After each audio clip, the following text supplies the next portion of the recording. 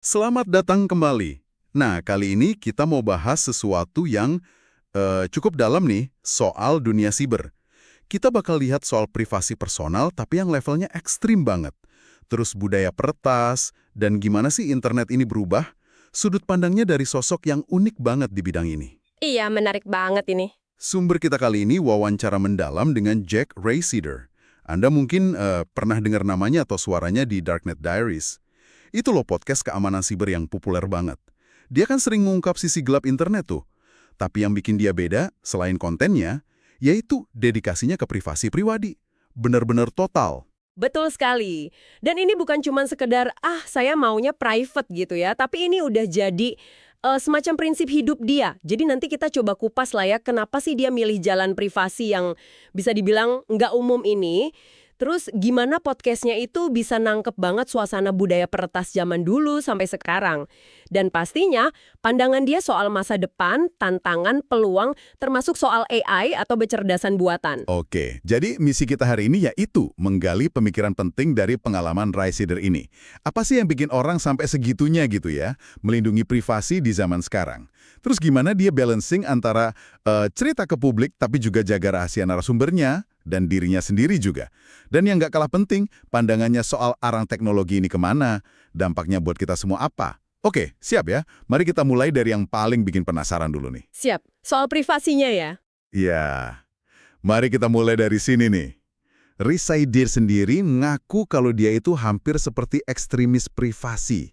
Ini bukan cuma kiasan loh. Dia beneran gitu hidupnya. Coba bayangin, pakai nama palsu buat hampir semua urusan, sampai ke bengkel mobil pun pakai nama samaran. Kalau di acara publik kayak konferensi DEFCON gitu, dia pakai penyamaran lengkap.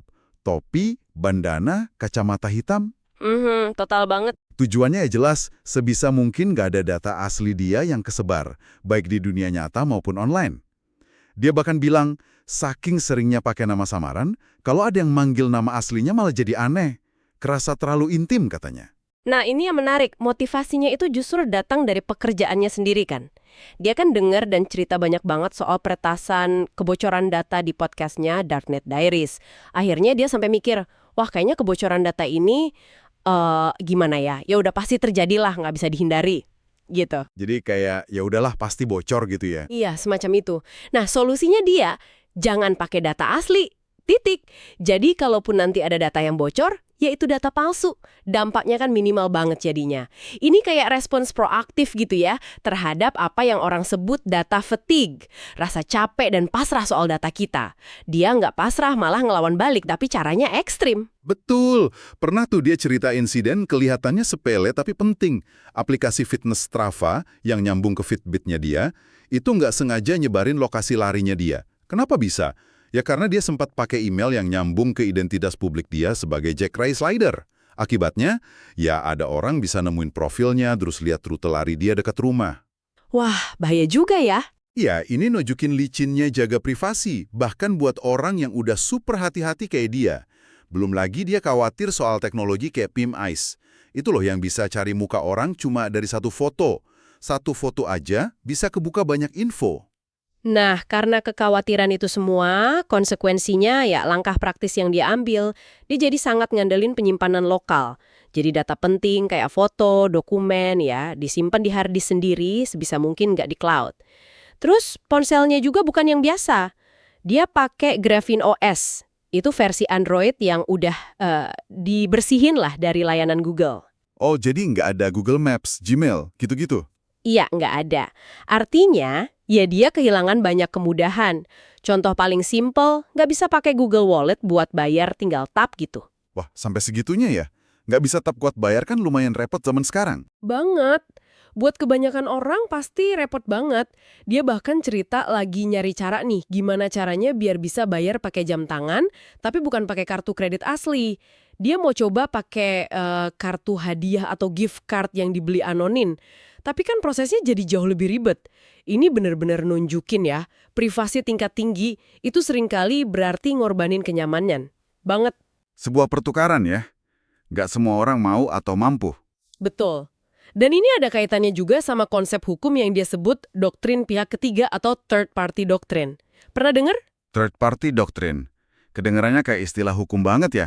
Maksudnya apa tuh? Intinya gini, di beberapa sistem hukum, terutama di AS nih, ada pandangan kalau kita secara sukarela ngasih data kita ke pihak ketiga, contohnya ya, medsos, provider email, bank kita itu dianggap nggak punya lagi ekspektasi privasi yang wajar atas data itu di mata hukum. Artinya apa? Artinya pemerintah bisa jadi lebih gampang minta data kita dari perusahaan itu, nggak perlu izin langsung ke kita. Ini yang bikin Resider jadi super hati-hati soal data apa aja yang dia kasih ke pihak ketiga. Oke, paham. Jadi kalau kita ikhlas ngasih data demi gampangnya, secara hukum kita mungkin juga melepas sebagian kontrol privasi kita ya? Ini perspektif yang serius juga. Nah, dari perjuangan privasi dia yang unik ini, kita geser dikit ke karyanya. Yuk, podcast Darknet Diaries itu kan udah kayak jendela khusus lah ya, ke dunia bawah tanah internet. Apa sih yang bikin podcast ini beda dan menarik banget selain tema-temanya yang gelap itu? Salah satu daya tariknya yang kuat, dan ini diakui juga sama Resider, itu kemampuannya ngebangkitin lagi nuansa nostalgia internet zaman awal-awal dulu. Ingat nggak sih masa-masa internet itu rasanya kayak tempat eksplorasi liar gitu. Banyak forum aneh-aneh buat tiap minat, kita bisa nyasar berjam-jam nemu hal baru. Beda banget sama sekarang yang kayaknya terpusat banget di beberapa platform raksasa aja. Nah, podcastnya dia itu sering banget berhasil nangkap lagi sihir penemuan itu. Semangat zaman internet masih bebas. Setuju sih, ada rasa-rasa itu. Kayak balik ke zaman BBS atau forum Kaskus awal gitu ya. Dan Resider sendiri kan memang gede di era itu ya. Bener. Dia sering bedain antara menjelajah atau explore sama mengeksploitasi atau exploit. Menjelajah itu kayak anak-anak tahun 80-an yang main phone fracking. Mereka ngoprek sistem telepon itu bukan buat ngerusak atau nyuri pulsa, tapi murni karena penasaran aja pengen tahu cara kerjanya gimana. Nah, kalau mengeksploitasi itu udah ada niat jahatnya atau cari untung. Podcastnya dia itu sering ngangkat cerita yang akarnya dari semangat eksplorasi murni ini, rasa ingin tahu gimana teknologi bekerja. Semangat yang sama dia lihat di peretas sejati kayak Jogran, yang terus ngoprek hal baru tanpa ngikutin tutorial. Menarik banget ya bedain explore versus exploit itu. Tapi kan bikin cerita teknis kayak gini jadi menarik buat orang awam. Tapi juga tetap dapat buat yang ngerti teknis. Itu kan nggak gampang. Gimana dia ngatasinnya? Nyederhanain materi. Nanti yang dengerin dari kalangan teknis malah bosen kan? Tapi di sisi lain, dia juga nggak mau terlalu jelimet teknisnya. Nanti yang awam malah bingung terus malas dengerin. Kuncinya, kata dia, percaya sama kecerdasan pendengar. Dia nganggap pendengar non-teknis juga cukup pinter kok buat nangkep konsep intinya. Nggak harus dijelasin tiap istilah teknis sampai detil banget. Dia ngajak ngobrol audiensnya kayak orang dewasa yang cerdas gitu. Pendekatan yang bagus tuh. Ada contoh episode spesifik nggak yang nunjukin dalamnya riset dia dan cara ceritanya? Wah, banyak sih. Tapi yang sering disebut itu episode Xbox Underground. Itu episode 45 sama 46. Coba bayangin, dia ngerjain itu aja butuh waktu 1 tahun penuh. Setahun. Buat 2 episode? Metakan semua persona. Soalnya kan peretas ini sering punya banyak nama. Nama asli, nama samaran, online, nama panggilan di komunitasnya beda lagi. Dia sampai bikin peta hubungan antar persona ini biar ceritanya runut dan masuk akal. Hasilnya emang keren banget. Episode itu viral nggak cuma di komunitas siber, tapi juga di kalangan gamer. Gila, 1 tahun? Itu dedikasi luar biasa sih. Dan bukan cuma itu aja, episode soal Stuxnet itu loh, virus canggih yang nyerang fasilitas nuklir Iran, itu juga contoh lain. Dia dengar dari banyak sumber kalau episode itu banyak didengerin sama orang-orang di kalangan keamanan nasional. Bahkan ada yang bilang episode itu jadi semacam rekomendasi buat rekrutan baru di NSA, Badan Keamanan Nasional AS. Karena dianggap bisa ngejelasin serangan siber yang kompleks banget dengan cara yang relatif gampang dipahami tapi tetap akurat. Ini nunjukin dampak ceritanya dia kan? Wow, dari podcast bisa jadi bahan kuliah NSA ya? Itu keren banget sih. Ngomong-ngomong soal peretas nih, Resider kan juga punya pandangan menarik ya soal evolusi budaya peretas ini dari zaman ke zaman. Iya, dia kayak ngelihat ada polanya gitu, fokusnya geser tiap dekade. Tahun 80-an kan eranya phone freaking tuh, fokusnya ke sistem telepon. Terus masuk 90-an, internet mulai nyebar, fokusnya geser ke wares atau bajakan software, bajak musik, terus komunikasi lewat IRC. Nah, tahun 2000-an muncul tuh kelompok hacktivis kayak Anonymous, yang aksi-aksinya lebih ke protes online gitu. Terus kalau sekarang gimana? Apa tren terbaru yang dia lihat? Nah, sekarang ini dia lagi sorotin fenomena yang dia sebut COMS. Ini singkatan dari komunitas online. Seringnya ada di platform game kayak Roblox atau Discord, isinya banyak remaja.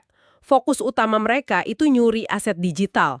Bisa mata uang dalam game kayak Robux di Roblox atau V-Bucks di Fortnite, bisa juga akun game, atau malah data kartu kredit yang nyambung ke akun itu. Ini nunjukin pergeseran ke arah kejahatan siber yang lebih terorganisir dan motifnya duit di kalangan anak muda. Dan dia ngeliat ada hubungan ya antara main game sama awal mula orang jadi peretas. Erat banget katanya. Menurut pengamatan dia, banyak peretas muda itu mulainya dari main game. Mereka main, jago, terus lama-lama bosen. Nah, dari bosen itu muncul rasa pengen ngakalin atau ngerusak gamenya. Cari cheat, cari glitch, atau cara modifikasi game. Awalnya mungkin iseng aja, atau ya itu tadi, eksplorasi teknis. Tapi pas mereka sadar, ternyata bisa dapat duit nih dari jual akun curian atau item langka, nah itu bisa cepet banget berubah jadi aktivitas kriminal. Ini jadi inget cerita pengalaman pertama Resider sendiri ngehack. Tapi bukan yang jahat ya. Lebih ke iseng, penasaran. Betul banget. Dia cerita pas kecil main SimCity, dia penasaran gimana caranya biar dapat duit nggak habis-habis. Akhirnya dia iseng buka file save gamenya pakai Hex Editor. Itu program buat lihat data mentah file gitu. Terus dia coba-coba, trial and error, nemu lokasi data duitnya, terus diubah. Yang dia tekanin itu bukan soal cheatnya, tapi proses nemuinnya itu loh. Dia nggak lihat tutorial, dia nemu sendiri karena penasaran dan ngoprek. Semangat nemu sendiri ini yang menurut dia berharga banget dan jadi ciri khas pola pikir hacker sejati. Iya ya, pengalaman mecahin masalah sendiri tanpa panduan itu emang ngebentur cara mikir. Kebayang rasa puasnya pas berhasil. Persis. Dia bilang momen aha pas berhasil mecahin masalah teknis rumit tanpa ada dokumentasi jelas, itu salah satu kenikmatan terbesar kerja di bidang teknis. Dia pernah cerita pengalaman pribadi pas kerja jadi IT, harus benerin firewall penting di tempat terpencil yang tiba-tiba mati total gara-gara upgrade gagal. Nggak ada panduan pasti buat situasi itu, tapi dia coba macam-macam jalur alternatif lewat sistem failover, port manajemen cadangan, akhirnya berhasil hidupin lagi sistemnya. Rasa puas kayak gitu yang dia bilang candunya, Sam. Oke, dari semangat eksplorasi masa lalu dan tantangan sekarang, kita geser yuk ke pandangan Resider soal masa depan. Ada beberapa hal nih yang kayaknya bikin dia lumayan khawatir, terutama soal pengawasan dan aturan main internet. Bener, dia nyuarain keprihatinan yang cukup serius soal tren global yang kayaknya kok ngarah ke kewajiban pakai ID digital buat bisa akses internet atau layanan online tertentu. Dia lihat contoh-contoh potensialnya di banyak negara. Ada usulan verifikasi umur pakai ID di Australia buat akses mesin pencari atau platform tertentu. Terus ada chat control di Eropa yang idenya mau mindai pesan pribadi. Walau sempat ditolak, idenya bisa muncul lagi. Di Inggris sama beberapa negara bagian AS juga mulai ada wacana wajib verifikasi ID buat pakai medsos. Apa sih yang paling dia khawatirkan dari mandat ID digital ini? Dia ngaitin lagi ke third party doctrine yang tadi kita bahas. Kalau pemerintah maksa kita ngasih ID asli ke platform online, argumennya nanti pemerintah bisa lebih gampang bilang kalau kita udah nggak punya ekspektasi privasi lagi di platform itu. Ini bisa jadi pintu belakang buat pengawasan yang lebih luas. Selain itu, dia juga khawatir soal potensi regulasi internet oleh badan kayak FCC di AS yang bisa aja membatasin kebebasan akses informasi. Bisa jadi nanti ada semacam tingkatan akses atau sekat di internet yang mana ini kan bertentangan banget sama prinsip keterbukaan internet yang dia yakini. Model kayak gini bisa ngarah ke kayak Great Firewall di Tiongkok gitu. Akses info dikontrol banget sama negara. Itu emang skenario yang bikin merinding sih buat kebebasan ekspresi dan akses info. Nah, kalau soal AI gimana? Apa dia lihatnya sebagai ancaman besar juga? Pandangannya soal AI ini agak Gimana ya? Menarik. Dia nggak nolak potensi bahayanya, tapi dia lebih melihatnya sebagai kelanjutan dari perlombaan senjata atau arms race yang udah biasalah di dunia keamanan cyber. Ya sih, AI bisa dipakai buat bikin serangan makin canggih dan masif. Misalnya otomatisasi pentest skala gede, atau bikin malware yang bisa adaptasi sendiri. Tapi ya secepat itu juga AI bisa dikembangin buat pertahanan. Jadi AI nyerang, tapi AI juga bisa nahan gitu ya? Tepat. Dia lihat potensi AI dipakai buat deteksi serangan cyber yang juga pakai AI, atau buat analisis pola ancaman baru lebih cepat, atau malah bantu manusia nulis kode program yang lebih aman dari awal kayak alat bantu macam GitHub Copilot. Itu alat bantu nulis kode pakai AI. Jadi ya ini babak baru aja dalam perlombaan, tapi prinsipnya sama. Inovasi serangan bakal selalu dibalas inovasi pertahanan. Dia juga sempat nyinggung soal singularitas dari Ray Kurzweil itu kan, titik di mana AI udah ngalahin manusia. Iya, dia kayak terpesona tapi mungkin juga agak ngeri ya sama ide itu. Singularitas tuh kan titik hipotesis di mana AI jadi pinter banget sampai bisa ngembangin dirinya sendiri secara eksponensial, jauh di luar pemahaman dan kontrol kita. Ini bisa bawa kemajuan luar biasa yang nggak kebayang, nemu obat baru dalam hitungan hari, solusi buat perubahan iklim, teknologi baru yang gila-gilaan. Tapi di sisi lain, ada risiko kejutan masa depan atau future shock. Rasa kewalahan total karena perubahan teknologi cepet banget sampai kita ngerasa ketinggalan zaman, kayak fosil gitu. Terus, gimana cara dia pribadi ngadepin potensi kejutan masa depan dari AI ini? Apa dia menghindar? Justru kebalikannya. Cara dia ngatasin rasa takut atau asing sama AI itu ya dengan ngedeketin secara proaktif. Dia cerita lagi mulai belajar pakai alat-alat AI generatif kayak Midjourney buat bikin gambar. Tujuannya bukan biar jadi seniman AI, tapi biar paham langsung. Teknologi ini bisa apa sih, nggak bisanya apa, cara kerjanya gimana, batasnya di mana. Dengan main-main dan eksperimen, dia jadi ngerasa lebih kenal dan nggak terlalu takut sama kemajuannya. Pendekatan yang menarik ya. Hadapi takut dengan belajar dan coba sendiri. Nah, ini bawa kita ke poin terakhir yang cukup unik dari Ray Sider. Di tengah semua obrolan soal ancaman privasi, hacker, pengawasan, potensi AI yang nggak pasti ini, dia secara sadar milih buat tetap optimis. Kenapa gitu ya? Ini filosofi yang menarik sih. Buat dia, optimisme itu bukan cuma perasaan pasif, tapi pilihan aktif yang butuh kerja keras. Dia bilang jadi pesimis, sinis, atau cuma ngeluh itu gampang banget. Bayi juga bisa nangis dan ngeluh katanya. Tapi buat nyari sisi baiknya, nyari solusi, atau percaya sama kemungkinan positif di tengah susah, itu butuh usaha sadar. Jadi, optimisme itu kayak strategi gitu ya? Bisa dibilang gitu, dalam konteks AI misalnya, daripada cuma fokus mikirin gimana orang jahat bakal nyalahgunain AI, dia milih lebih fokus ke gimana AI bisa dipakai buat pertahanan, buat percepat penemuan, buat kebaikan.